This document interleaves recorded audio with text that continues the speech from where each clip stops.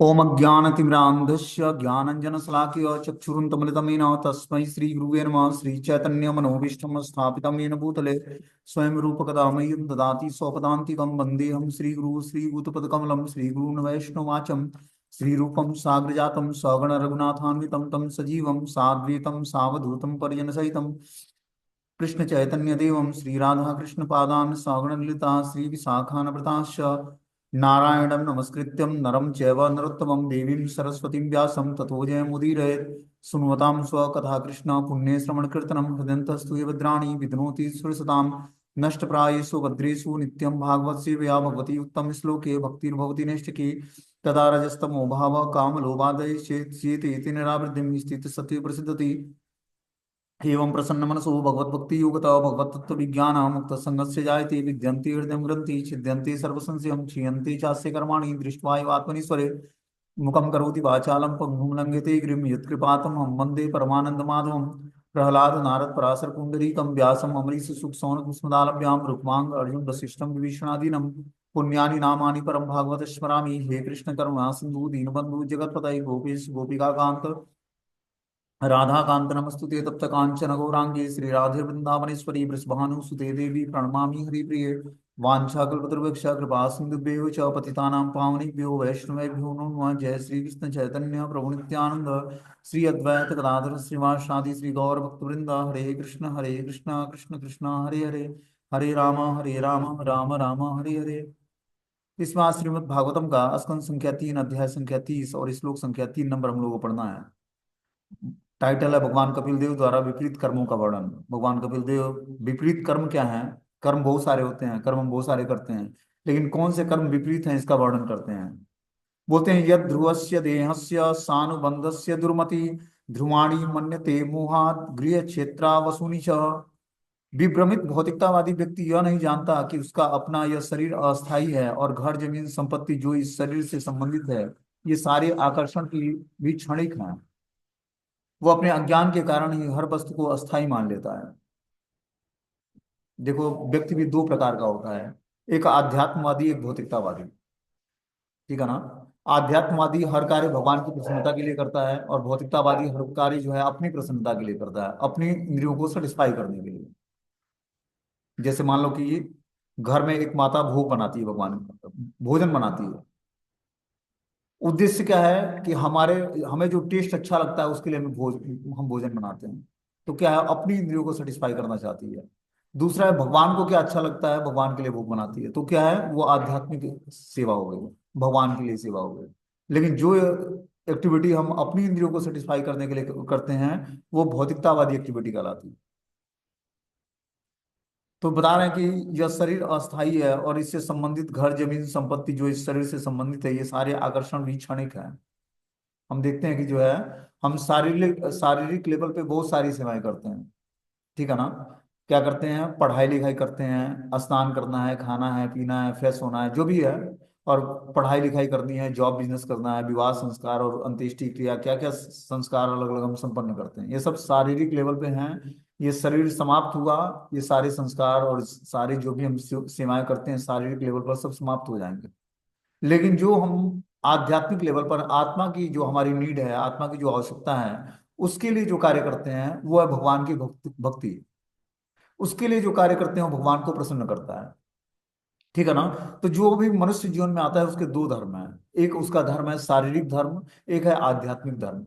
शारीरिक धर्म छोड़कर आध्यात्मिक धर्म स्वीकार करना ये भी मूर्खता है। और आध्यात्मिक धर्म छोड़कर बस शारीरिक लेवल के धर्म को पूरा करना ये भी मूर्खता है। ठीक है ना। हमें क्या करना पड़ेगा, शास्त्रों की मर्यादा को ध्यान में रखते हुए शारीरिक और आध्यात्मिक हमारी दो आवश्यकताएं हैं, दोनों आवश्यकताओं को पूरा करना पड़ेगा। क्योंकि आपने मनुष्य जीवन लिया है, मनुष्य जीवन में आपके दो धर्म हैं। एक तो शारीरिक आवश्यकताओं को पूरा करना, शरीर के लेवल पर जो भी हमें सेवाएं करनी है उसको करना। दूसरा है आत्मा के स्तर पर भगवान की दिव्य सेवा करना। और जब आप एक छोड़कर दूसरा करते हो तो आप सक्सेस नहीं होगे। ठीक है ना। भक्ति करते हुए हमें क्या करना पड़ेगा, शारीरिक आवश्यकताओं शरीर से संबंधित लोगों की सेवा करनी पड़ेगी। क्योंकि आपको मनुष्य जीवन इसी आधार पर मिला है, क्योंकि आपके ऋण है। माता पिता के ऋणी हो, देवताओं के ऋणी हो, ऋषियों के ऋणी हो, और भी बहुत सारे लोगों के ऋणी हो। वो ऋण से ऋण कैसे हो गए? जब तीव्रता से भगवान का भजन और सबकी प्रीति पूर्वक सेवा, तब जाकर आप ऋणों से मुक्त हो गए। अब आप सोचो कि मैं पारिवारिक जीवन के झंझटों में ना पड़ूं और मुक्त हो जाऊं, और किसी मतलब प्रपंच में ना पड़कर और बस भगवान की भक्ति में संलग्न हो जाऊं। तो क्या है कि कर्म व्यक्ति का पीछा नहीं छोड़ता है। आप 2 दिन, 4 दिन, 10 दिन उस कर्मों से पीछा छुड़ा लोगे, लेकिन वो हमेशा के लिए नहीं छूटेगा। उसके लिए क्या करना पड़ेगा हमें? दृढ़ता से भगवत भजन और दृढ़ता से सबकी सेवा। जो भगवान ने शारीरिक लेवल पर हमें अलग अलग सेवाएं दी हैं, माता पिता की सेवा, दोस्त मित्रों की सेवा, भाई बहन की सेवा, वो सब सेवाएं करते हुए भगवान का तीव्रता से भजन करना पड़ेगा। तब जाकर हम उन ऋणों से छूटेंगे जिन ऋणों के कारण हमें ये मनुष्य जीवन मिला है। जब तक हम ऋणों से ऋण नहीं होंगे, तब तक हम भगवान के धाम नहीं जाएंगे, भगवत प्रेम प्राप्त नहीं करेंगे। भगवत प्रेम प्राप्त करने के लिए पहले आपको समस्त पापों से को नष्ट करना पड़ेगा। या तो उस लेवल की भक्ति है कि सर्वधर्मान परित्यज्य मामेकम शरणं व्रज अहम त्वं सर्व पापेभ्यो मोक्षयिष्यामि मा शुचः। हे अर्जुन, तुम समस्त धर्मों का परित्याग कर दो। माता पिता, भाई बहन, दोस्त मित्र, जो भी तुम्हारे धर्म है, उस सबका परित्याग करके मात्र जितने भी कैटअप धर्म है, अलग अलग देवी देवताओं की पूजा और बहुत सारे ऐसे संस्कार हैं, वो सारे संस्कारों को, सारे संबंधों को तोड़कर और मेरी शरण में आओ, तब मैं तुम पर कृपा करके और तुम्हारे समस्त पापों से तुम्हें मुक्त कर दूंगा। ये भगवान कृष्ण गारंटी लेते हैं भगवद गीता में। लेकिन सर्व धर्मों का परित्याग करना साधारण जीवात्मा के वश का नहीं है। ठीक है ना? तो भक्ति क्या है कि सेंटिमेंटली प्लेटफॉर्म पर नहीं होती है। भक्ति जो है बहुत ही साइंस की तरह है, इसको समझना पड़ेगा। जिस तरह भगवान ने भगवत गीता का ज्ञान दिया, क्यों क्यों ज्ञान दिया? क्योंकि ये जब मनुष्य जीवन मिला हमें, तो एक मैनुअल बुक दिया भगवान ने कि कैसे इसको ऑपरेट करना है, जिससे आप अपने पाप कर्मों से छूट जाओगे। बिना, अगर जब व्यक्ति का कर्म नहीं है, तो वो पारिवारिक जीवन में होगा तो वो मुक्त जीवात्मा होगा। मुक्त जीवात्मा भौतिक संसार से में नहीं होता है। भौतिक संसार में रहते हुए भी वो आध्यात्मिक संसार में होता है, क्योंकि उसके कर्म ऐसे हैं। जैसे कीचड़ कमल में खिलता है, कीचड़ में कमल खिलता है, लेकिन कमल जो है कीचड़ से सब कुछ लेता है, उससे जल लेता है, कीचड़ से जो भी एनर्जी चाहिए उसको सब मिलता है, लेकिन खिलता कहाँ है? कीचड़ के ऊपर। और कहाँ ऑफरिंग होती है उसकी? भगवान श्री नारायण के चरणों में। उसी प्रकार जब जीवात्मा भगवान की भक्ति करके, ठीक है ना, और अपने को क्या करता है, इस भौतिक संसार रूपी मल से अपने को ऊपर उठा लेता है, तब वो आध्यात्मिक संसार में खिलता है, भगवान के चरणों में समर्पित होता है वो। समझ रहे बात को? हम हर जीवात्मा का धर्म क्या है? भगवान की सेवा करना। ये हमारी आध्यात्मिक रिस्पॉन्सिबिलिटी भगवान ने दी है। लेकिन साथ में वो रिस्पॉन्सिबिलिटी हमें करते हुए शारीरिक लेवल की सारी रिस्पॉन्सिबिलिटी को निभाना है, क्योंकि वो आपके ऋण है। फिर नया जीवन, फिर एक नए माता पिता, फिर एक नया संसार मिल जाएगा आपको। इसलिए आपको उस कर्मों से भागना नहीं है।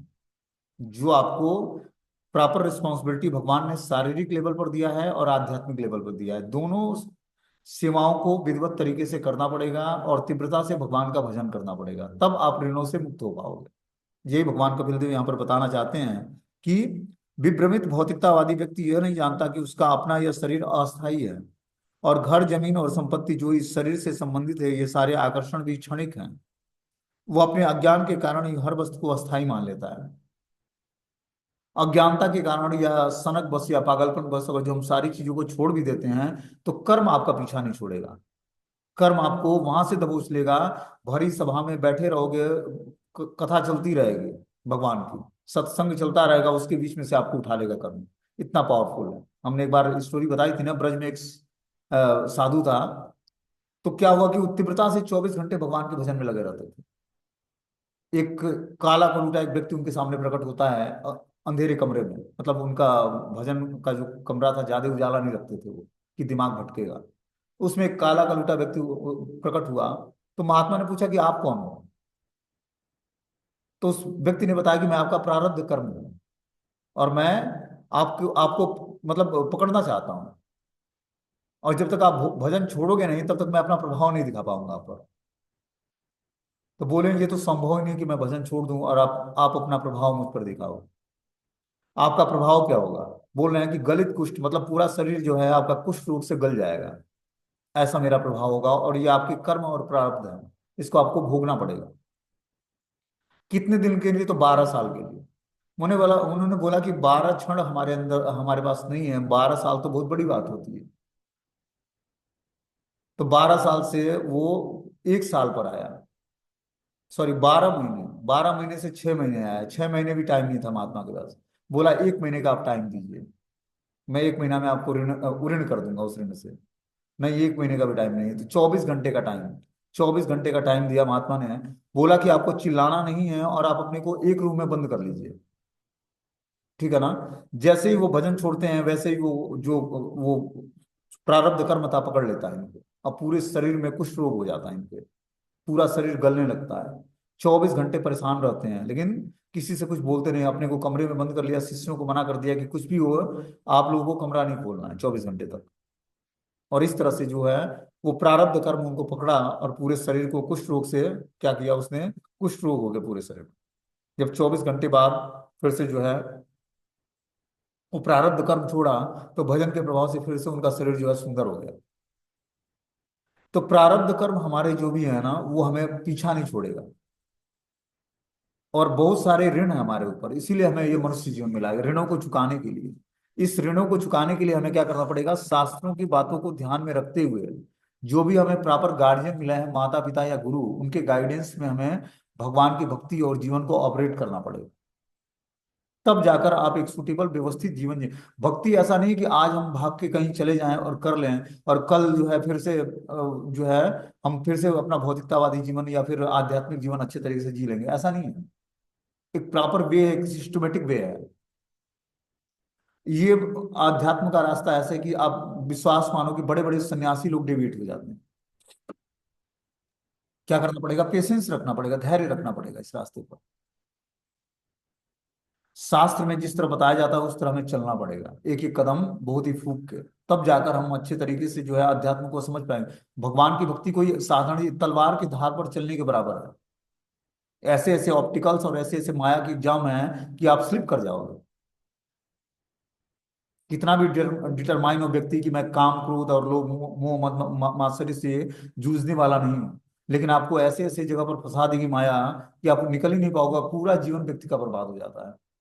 इसीलिए प्रॉपर किसी गुरु के गाइडेंस में, निर्देशन में हमें अपने आध्यात्मिक जीवन को ऑपरेट करना है। आध्यात्मिक जीवन के नाम पर खिलवाड़ नहीं करना भगवान के नाम पर, कि भगवान सब कुछ देख लेंगे। भगवान तब तक नहीं देखते हैं जब तक व्यक्ति सर्वधर्मान परित्यज्य मामेकम शरणं व्रज अहम त्वं सर्व पापेभ्यो मोक्षयिष्यामि मा शुचः। हे अर्जुन, तुम समस्त धर्मों का परित्याग करो। अर्जुन जैसा भक्त तो अभी हम लोग नहीं है ना, जो भगवान का मित्र और प्रिय सखा है और भगवान का शुद्ध भक्त है। उस स्थिति में पहुंचने के बाद भी भगवान बोलते हैं कि तुम समस्त धर्मों का परित्याग करके मेरी शरण में आओ। और हमारी बहुत सारी भी आसक्तियां हैं, धन से है, सुंदर वस्त्र से है, कपड़े से है, बड़ी गाड़ी, बड़ी बंगला, मोबाइल, विवाह, संस्कार, क्या क्या, माता पिता, भाई बहन, दोस्त मित्र, समाज, सबसे आसक्ति पाल रखा है हमने। और सोचते हैं कि कृष्ण से आसक्ति हो जाए, राधा रानी के चरणों में हम समर्पित हो जाएं, कैसे हो पाएगा, बहुत मुश्किल है।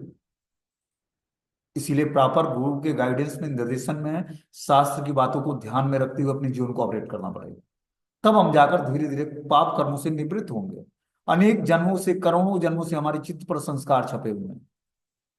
समझ रहे हो बात को। उस संस्कारों से निवृत्त होने के लिए व्यक्ति को बहुत लंबा समय तक भजन करना पड़ेगा दृढ़ता पूर्वक, तब जाकर वो धीरे धीरे जो है निष्ठा लेवल की भक्ति को प्राप्त करेगा। ये नाम भजन अब जो दृढ़ता से नहीं करेगा, और मंत्रों को, जो महामंत्र है उसके साथ उस मंत्र को जाप करना पड़ेगा। ये तो चलो शुरुआत में हम नारायण, राम, कृष्ण या राधा जो भी हम नाम जप कर लेते हैं वो एक अलग मैटर है, कि किसी बहाने इनके इन प्रकार चलो भगवान से जुड़ जाए व्यक्ति। लेकिन जब तक वो व्यक्ति सिस्टमेटिक तरीके से महामंत्र का जाप नहीं करेगा, भगवान के सामने वैष्णव भजन गाकर रोएगा नहीं, कृपा की याचना नहीं करेगा गुरु वैष्णव और आचार्यों से, तब तक उस पर कृपा होनी नहीं। बहुत ही मुश्किल पाथ है ये। ऐसा यूं ही साधारण खेल नहीं है आध्यात्म का, नहीं तो सभी भगवत प्राप्ति कर लेते। इतना आसान नहीं है। इसको हमें बहुत ही समझना पड़ेगा, शास्त्रों की बातों को ध्यान में देते। इसीलिए इतने सारे 18 पुराण व्यास देव 17 पुराणों की रचना कर दिया। उसके बाद भी वो उदास थे। अपने गुरु नारद मुनि से पूछा कि मेरे उदासी का क्या कारण हो सकता है, तो नारद मुनि ने बताया कि आपने भगवान श्री कृष्ण के शुद्ध भक्ति और शुद्ध चरित्र का वर्णन नहीं किया है, इस कारण से आप उदास हो। तो भगवान कृष्ण के शुद्ध भक्ति और शुद्ध चरित्र का जब हम श्रीमद् भागवतम, भगवत गीता के माध्यम से जब हम शास्त्रों का अध्ययन करेंगे, पढ़ेंगे, समझेंगे, तब जाकर हमारे अंदर धीरे धीरे भगवान की शुद्ध भक्ति को जान पाएंगे। राधा तत्व को समझना तो बहुत मुश्किल है। पहले कृष्ण तत्व को समझना, गौरांग महाप्रभु के तत्व को समझना, भगवान श्री चैतन्य महाप्रभु के तत्व को समझना बहुत ही आवश्यक है। क्योंकि कलयुग के बद्ध जीवात्मा के लिए भगवत प्राप्ति करना, राधा कृष्ण के प्रेममयी सेवा को प्राप्त कर लेना बहुत मुश्किल है। इसके लिए हमें गौरांग महाप्रभु नित्यानंद प्रभु का भजन करना पड़ेगा। जय श्री कृष्ण चैतन्य प्रभु नित्यानंद श्री अद्वैत गदाधर श्रीवासादि श्री गौर भक्त वृंद। इस पंच तत्वों का जब हम शरण ग्रहण करेंगे, तब जाकर हम राधा कृष्ण के इस महामंत्र युगल मंत्र का उपासना करने के योग्य हो पाएंगे। ये इतना आसान नहीं है। महाप्रभु चैतन्य देव इसीलिए इस धरा पर कलयुग में प्रकट हुए कि हम जैसे बद्ध जीव का उद्धार कैसे होगा। इसीलिए भगवान श्री कृष्ण ही चैतन्य रूप धारण करते हैं, राधा रानी के भाव और अंग क्रांति को स्वीकार करके, और स्वयं कृष्ण ही चैतन्य महाप्रभु के रूप में आते हैं।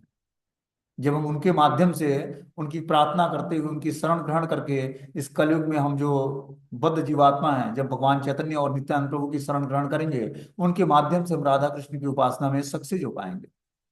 और कोई दूसरा उपाय है ही नहीं है। ब्रज भक्ति इतना आसानी से किसी के अंदर कल्टीवेशन नहीं होता है।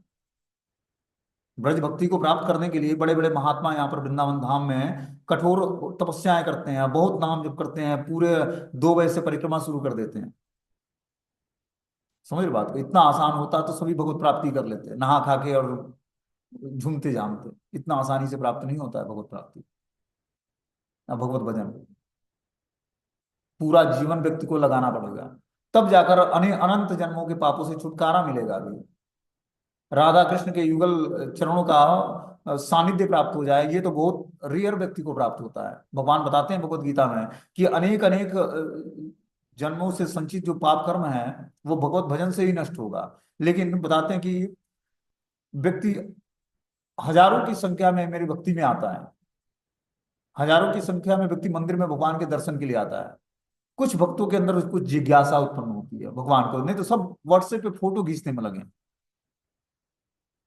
सेल्फी लेने में लगे, भगवान के सामने पीट करके सेल्फी खींच रहे हैं। अरे आए हो तो कुछ सीख के जाओ, यहाँ से कुछ मंत्र प्रसाद कुछ दर्शन प्रणाम करके जाओ। यहाँ से पिकनिक मनाने वृंदावन चले आए, ये पिकनिक पॉट थोड़ी ना है कि वृंदावन आकर पिकनिक बनाना है। तो हजारों की संख्या में व्यक्ति भगवान के मंदिर में आता है।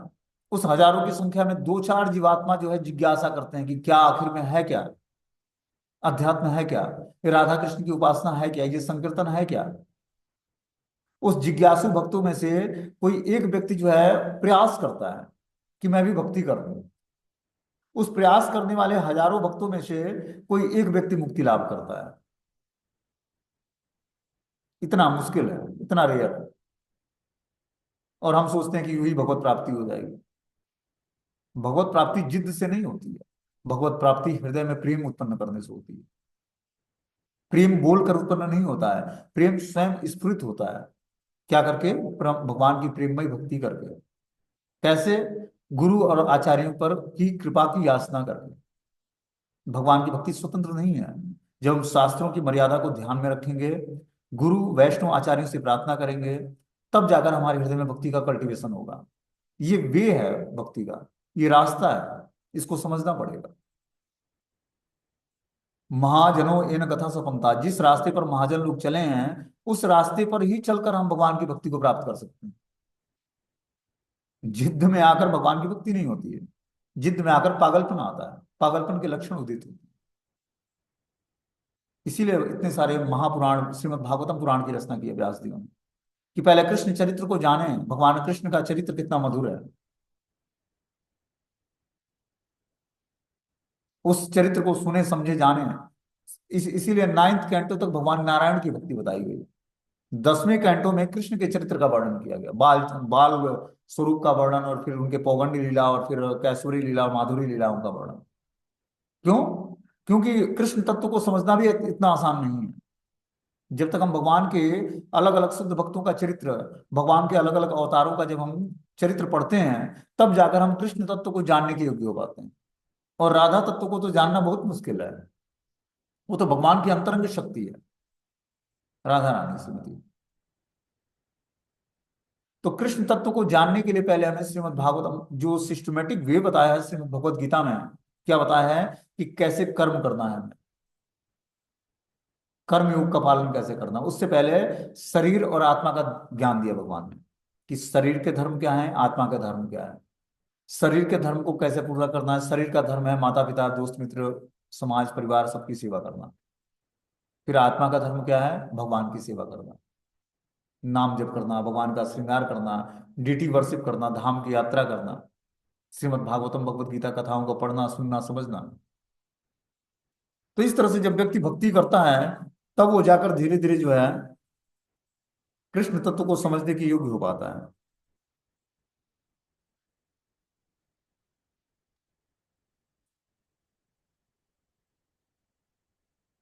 तो हमें क्या करना होगा कि एक सिस्टमेटिक वे में प्रॉपर गुरु के निर्देशन में हमें भक्ति करने के लिए प्रयास करना पड़ेगा।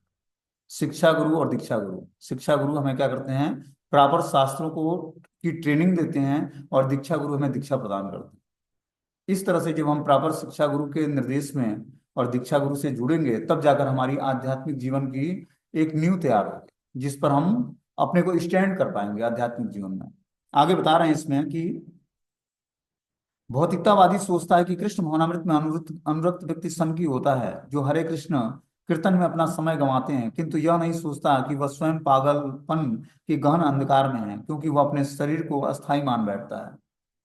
जो भौतिकतावादी व्यक्ति है वो भगवान के भक्तों को पागल समझता है कि कीर्तन करते हैं नृत्य करते हैं भगवान के सामने, इनके पास कोई काम तो है नहीं, बेकार लोग हैं, इसलिए मंदिर में चले जाते हैं कीर्तन करने के लिए। और जो भक्त लोग हैं वो भौतिकतावादी व्यक्ति को पागल समझता है कि दिन भर जो है पैसे की तलाश में 8 से 12 घंटे 16 घंटे कार्य करता है व्यक्ति, मेट्रो में ट्रेन में बस में प्लेन में खड़ा होके जाना है और स्ट्रगल करते हुए धन कमा कर आना है, फ्रस्ट्रेशन लिए हुए आकर उस क्रोध से माता पिता और भाई बहनों और दोस्त मित्र और परिवार के समाज के लोगों को प्रताड़ित करना है और अपने को घर का सदस्य मतलब अपने घर को घर का स्वामी समझना है, स्वामित्व की भावना से सब पर अधिकार करना है। और इस कारण से वो माया द्वारा ग्रसित हो जाता है जीवात्मा। हमें क्या करना पड़ेगा, स्वामित्व की भावना त्याग करके शारीरिक लेवल पर सबकी सेवा और दृढ़ता पूर्वक भगवान का भजन। बोलते हैं भौतिकतावादी सोचता है कि कृष्ण भावनामृत में अनुरक्त व्यक्ति संकी होता है जो हरे कृष्ण महंत का कीर्तन करने में अपना समय गंवाता है। हम देखते हैं महामंत्र का जाप करके हम लोगों को एक पीसफुल लाइफ मिलता है, शांत चित्त जीवन मिलता है और सब कुछ जो है बहुत ही व्यवस्थित चलता है। क्यों चलता है, क्योंकि हमने भगवान के नाम की शरण ग्रहण कर रखी है। कलयुग बस क्या है, कलौ दोष निधे राजन अस्ति एक महान गुण। कलयुग दोषों का खान होने के बाद एक महान गुण है क्या, कीर्तनादेव कृष्ण से मुक्त संग परम ब्रजे। भगवान श्री कृष्ण के शुद्ध नाम का जो उच्चारण करता है, कीर्तनादेव कृष्ण से, जो भगवान कृष्ण के नाम का कीर्तन करता है मुक्त संग परम ब्रजे, वो क्या करता है, मुक्ति लाभ करता है, भगवान का प्रेम प्राप्त कर लेता है, भगवान का धाम प्राप्त कर लेता है, भगवान का सानिध्य प्राप्त कर लेता है, भगवान का स्वरूप प्राप्त कर लेता है, भगवान के जैसा ऐश्वर्य प्राप्त कर लेता है, भगवान की प्रेममय सेवा प्राप्त कर लेता है।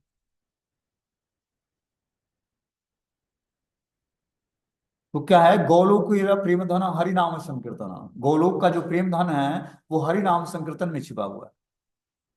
अगर जो गोलोक का प्रेम धन चाहिए तो वो हरि नाम संकीर्तन करना पड़ेगा, किसके माध्यम से, गौरांग महाप्रभु के माध्यम से।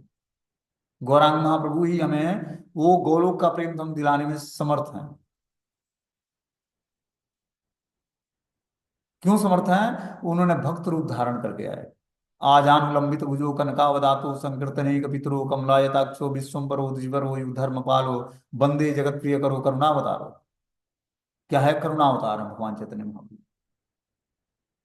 तो इस कलयुग में जब हम गौर निताय की भगवान की शरण ग्रहण करेंगे और उनके माध्यम से जब हम भजन करेंगे, पंच तत्वात्मकम कृष्णम भक्त रूप स्वरूपकम, पंच तत्वों में भगवान चैतन्य महाप्रभु भक्त रूप स्वरूपकम, भक्त रूप में आते हैं, भक्त स्वरूप में नित्यानंद प्रभु आते हैं, भक्तावतारम, अद्वैताचार्य भक्तावतार है, भक्ताख्यम, गदाधर पंडित भक्ताख्यम है,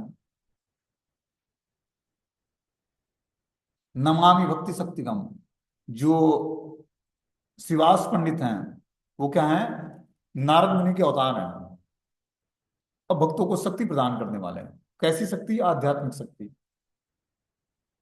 तो जब जब हमारा जपा में मन न लगे दिमाग भटके, अनर्थ घेरे, तब तब हमें इस पंच तत्व मंत्र का उच्चारण करना है। क्या पंच तत्व है मंत्र?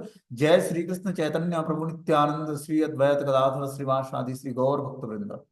ये पंच तत्व मंत्र क्या करता है? फिर से हमारे अंदर जो है नई एनर्जी उत्पन्न करता है और हमारे अनर्थों का नाश करता है। तो इस तरह से जब हम जपा के प्रोसेस को फॉलो करेंगे, तब जाकर हम धीरे धीरे आध्यात्मिक जीवन में आगे बढ़ेंगे और हमें पूर्ण रूपेण हम सेटिस्फाई हो पाएंगे।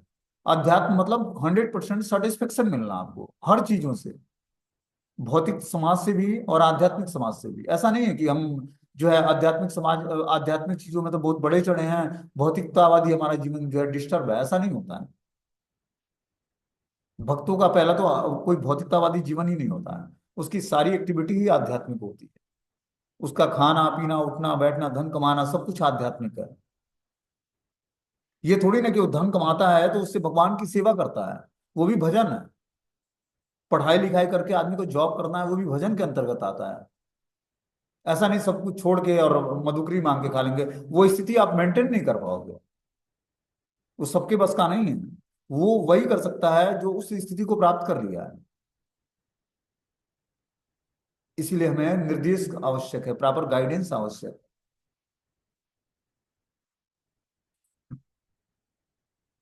अपने शरीर के साथ ही हम अपने घर देश समाज और अन्य साथ सामान को अस्थाई मान बैठते हैं। घर जमीन आदि को अस्थाई मान बैठना माया मोह कहलाता है। यहाँ पर इसका स्पष्ट उल्लेख है।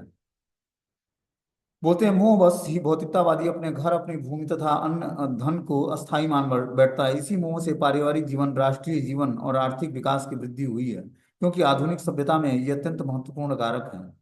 किंतु एक कृष्ण भावनाभावित व्यक्ति यह जानता है कि मानव समाज की आर्थिक उन्नति केवल क्षणिक मोह है। हम देखते हैं मानव समाज में हर व्यक्ति जो है आर्थिक उन्नति के लिए प्रयास करता है कि मैं समृद्ध हो जाऊं तब भगवान की भक्ति करूंगा, कुछ धन कमा लूं, कुछ अच्छे घर खरीद लूं, बच्चों को अच्छे तरीके से पढ़ा लूं। भक्ति तो भजन तो बुढ़ापे का काम है जी, अभी माला क्यों पकड़ लिया आपने? तो बुढ़ापे में क्या भजन होगा? बुढ़ापे में तो प्रपंच का चिंतन होगा, जो पूरे जीवन भर आपने करा उसी को बुढ़ापे में लेकर रटोगे। इसीलिए क्या करना है, यंग अवस्था से ही भगवान, 5 साल से ही भगवान के भजन में जुड़ जाना है। और साथ में शरीर की जो भी आवश्यकताएं हैं, पढ़ाई लिखाई करना, उसके लिए धन कमाना, वो सब हमें करना पड़ेगा। वो भी भजन के अंतर्गत आता है, उसको छोड़ना नहीं है। वही भजन है, क्योंकि भजन में वो सपोर्ट करता है। पहला है स्वास्थ्य, दूसरा है सेवा। आपका स्वास्थ्य ठीक रहेगा, शरीर स्वच्छ और पवित्र रहेगा, तभी आपका भजन होगा। इस शरीर मंदिर है, इसमें परमात्मा रूप में भगवान श्री कृष्ण स्वयं निवास करते हैं। जब तक आत्मा और परमात्मा अच्छे तरीके से कॉम्बिनेशन बनाकर और हृदय में निवास नहीं करेंगे, तब तक ये शरीर हमें भक्ति के लिए सुटेबल वातावरण क्रिएट नहीं करेगा। हमें क्या करना पड़ेगा, शरीर को स्वस्थ रखना पड़ेगा, सुंदर सुरक्षित और पवित्र रखना पड़ेगा। भक्त मतलब लापरवाही नहीं है। भक्त मतलब हर एक वो जेंटलमैन होना चाहिए। उसका चरित्र, उसका व्यवहार, उसका हर एक एक्टिविटी बहुत ही जेंटल होना चाहिए। भक्ति पागलपन नहीं है, बाल खोल लिए भूत की तरफ पड़े हुए। वो तो स्थिति ही अलग होती है, लेकिन जानबूझकर ऐसी स्थिति प्राप्त नहीं करनी हमें। हमें समझना पड़ेगा कि आखिर है क्या अध्यात्म। अध्यात्म के नाम पर इस तरह का जो सभी लोग करने लगते हैं तो पागलपन बढ़े, पूरे संसार में आदमी अराजकता फैल जाएगी इस तरह से। ऐसा नहीं होता है। भक्ति को बहुत ही हमें समझना पड़ेगा कि भक्त जो है शारीरिक लेवल से और आध्यात्मिक लेवल से दोनों तरह से स्ट्रांग होता है।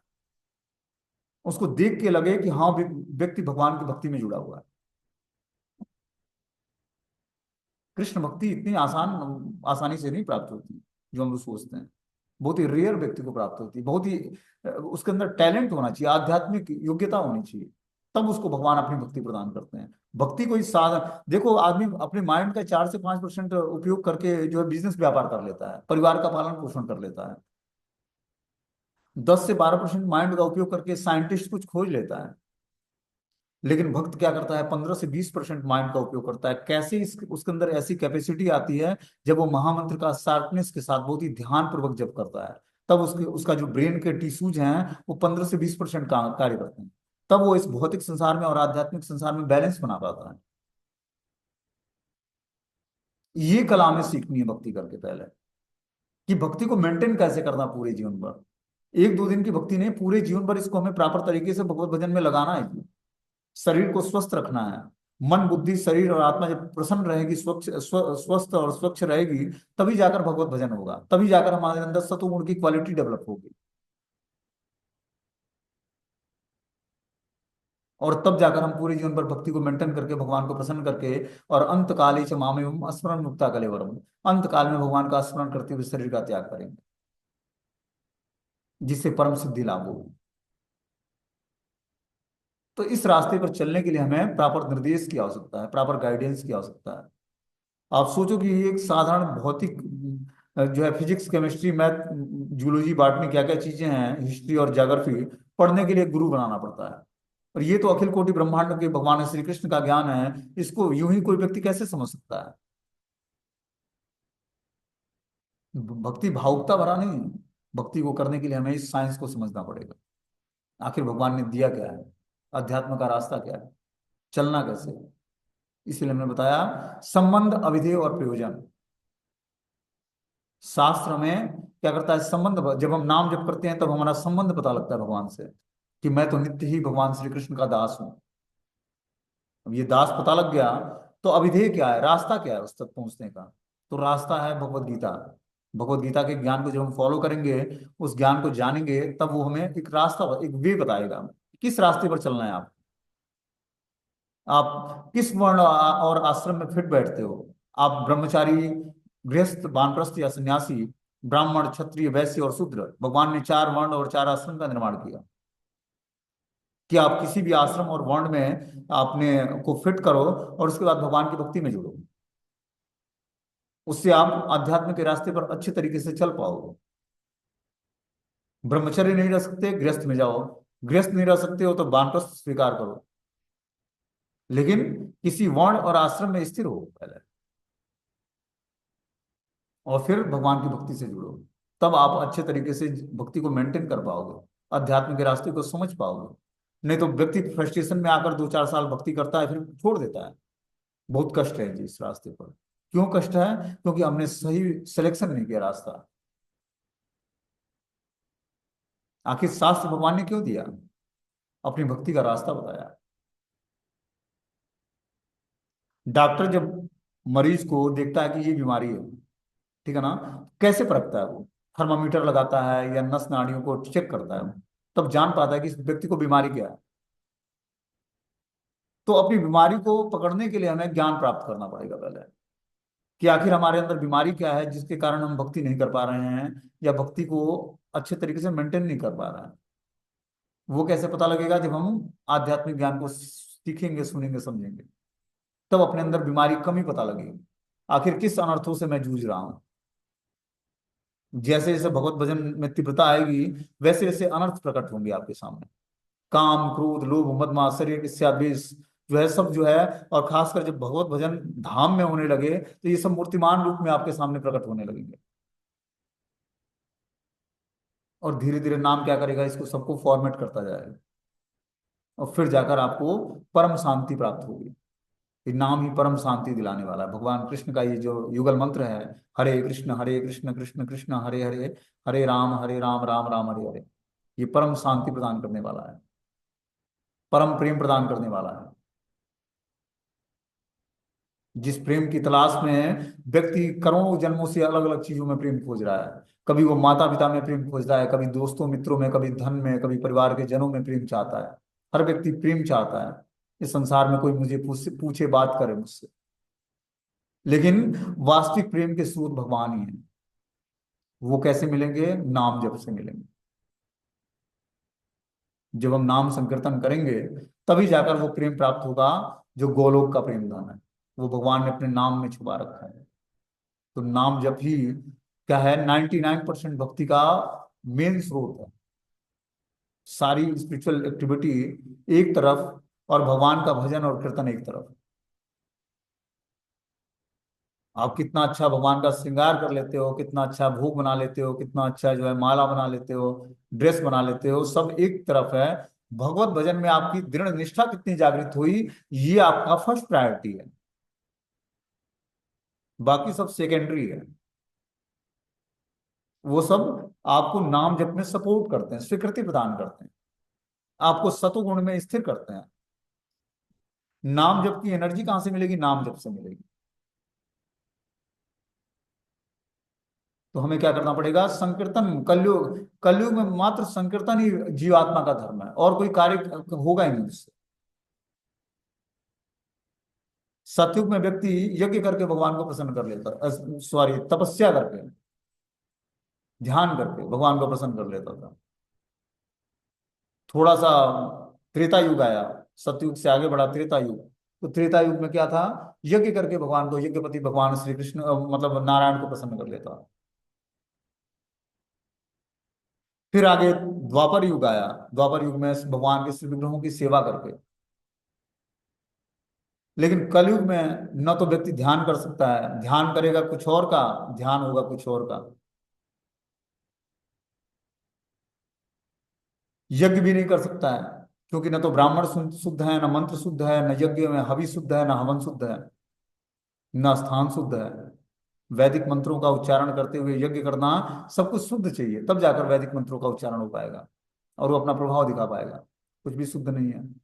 श्री विग्रहों की सेवा करने के लिए प्रॉपर सुटेबल स्थान चाहिए, शरीर पवित्र होना चाहिए, आसनी होना चाहिए, मंत्र उच्चारण करना सब शुद्ध होना चाहिए।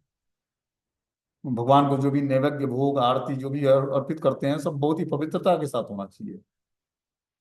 हम देखते हैं मार्केट में भगवान के लिए तिल का तेल मिलता है। खाने वाला चाहिए, पूजा करने वाला चाहिए।